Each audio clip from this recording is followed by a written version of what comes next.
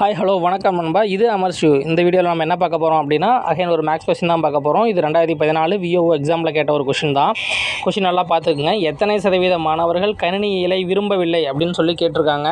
கணினியியலை விரும்பவில்லைன்னு கேட்டிருக்காங்க. ஆனால் பாக்ஸில் இருக்கிறவங்கலாம் விரும்பவர்களுடைய கவுண்டிங் நல்லா பார்த்துக்குங்க. கொஷின் நல்லா பார்த்துக்குங்க. விரும்பவில்லை அப்படின்னு சொல்லி கேட்டிருக்காங்க.